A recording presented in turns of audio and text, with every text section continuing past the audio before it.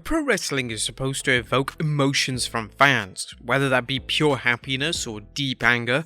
Wrestling is one of the best forms of entertainment for giving fans every bit of emotion possible. What wrestling also does is pull at the heartstrings and result in some of the saddest moments ever on TV. From wrestlers passing away and their subsequent tributes to wrestlers recovering and returning from a serious injury, fans feel emotionally connected to the stars of pro wrestling, and this often results in tears being shed during rather somber moments. Join us now as we look at 9 of the saddest moments in wrestling history. Be sure to subscribe and hit that notification bell for daily wrestling videos, and follow us on Facebook for exclusive lists. Also check out Wrestlelamia.co.uk and our non-wrestling channel, Incredible.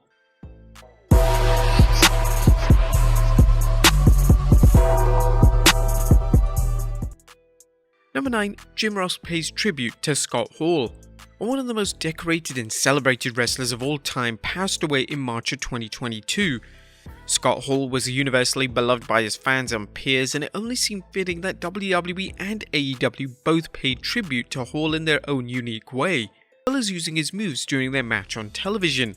One of the more emotional tributes took place on AEW Dynamite, as iconic commentator Jim Ross kicked off the show and he declared, this was Hall's catchphrase, and it was a fitting tribute to one of wrestling's all-time greats. Number 8. Curt Hennig pays tribute to Rick Rude. A WCW Backstage Blast was a relatively unknown WCW sideshow. This would air simultaneously alongside WCW Nitro, but DirecTV customers would have the ability to watch Nitro without commercials, and in the place of the commercials would air a aforementioned Backstage Blast. Backstage Blast often saw talent cutting unscripted promos and usually referencing things outside of their established storylines and rivalries.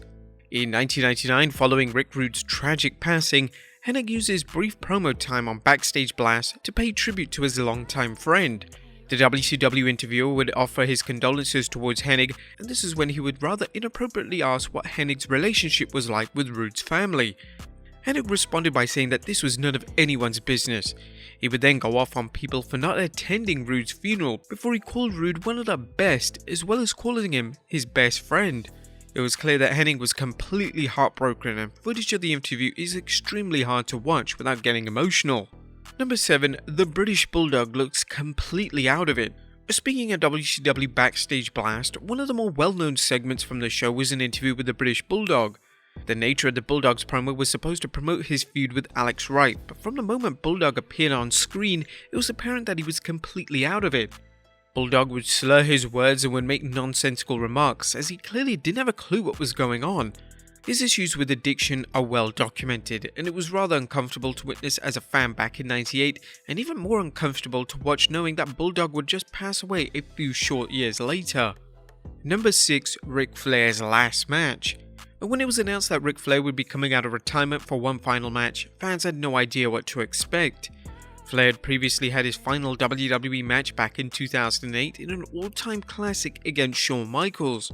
Flair then made the controversial decision to wrestle for TNA and then have some rather infamous matchups.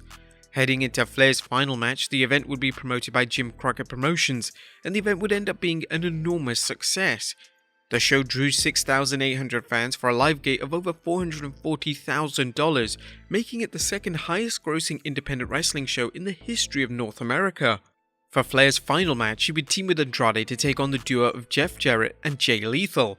This was a typical Flair matchup with the usual Flair shenanigans and bloodshed. Once Flair got the win for his team, he would embrace his family at ringside, as well as great fellow wrestlers such as The Undertaker and Mick Foley.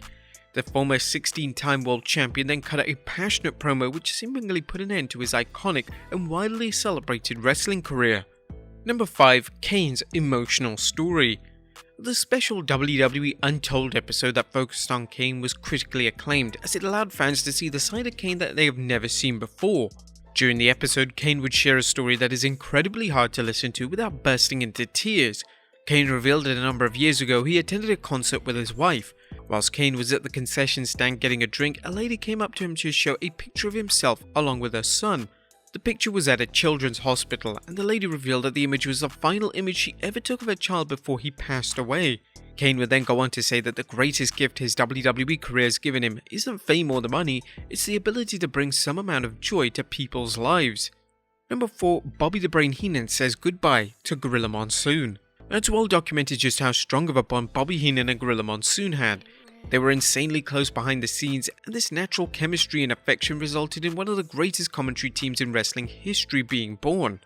When Monsoon tragically passed away in 1999, Heenan insisted that he would be able to pay tribute in his own way on WCW Nitro. At the start of the October 11th edition of WCW's flagship show, Heenan would discuss his feelings and pay tribute to a wrestling legend in a beautiful, poetic, and timeless speech. Gorilla will be sadly missed. He was one big tough man. He was a decent, honest man. And we're all going to miss him very much. And you know the pearly gates in heaven is now going to be called a gorilla position. Goodbye, my friend.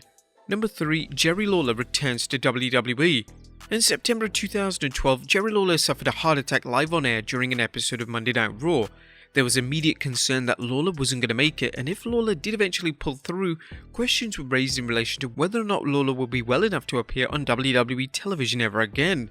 Thankfully, Lawler was perfectly okay, and after just 2 months away from WWE, Lawler was able to return.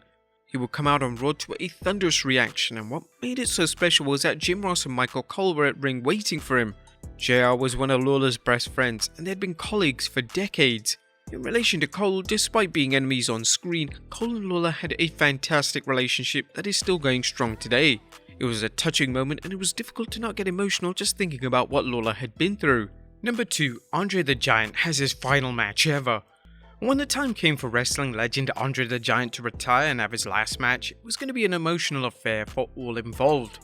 Andre's last match would take place in 1992 for the AJPW promotion, and it was evident from watching the match just how much love and respect the fellow wrestlers had for one of wrestling's most well-known names. Andre would team with Giant Baba and Risha Kimura to defeat Haruka Egan, Masafuchi, and Matoshi Akuma, and whilst Andre was clearly struggling to get through the match, the Japanese fans showed Andre a ton of appreciation that was incredibly moving to witness. And number 1, Randy Orton pays tribute to Luke Harper. The wrestling world collectively came together when John Huber passed away in 2020. Huber wrestled under the names of Luke Harper and Brody Lee, was one of the most respected and admired wrestlers in every company he ever worked for, and his passing left a huge dent in the wrestling industry. Wrestlers from all major companies paid tribute to Huber, but it was a comment from Randy Orton during a WWE tribute video which truly made fans break down. Orton would reference how everyone believed that Harper was the evilest bad guy style wrestler in the world, when in reality, if you looked into his eyes, you saw one of the kindest men you could ever meet. What made this even more difficult to watch was the fact that Orton was about to cry during his comments, and to see a wrestler such as Orton almost break down was really hard to witness as a fan. But there you have it, folks, 9 of the most saddest wrestling moments in history. Be sure to leave your comments down below, and I'll see you next time with some more wrestling content.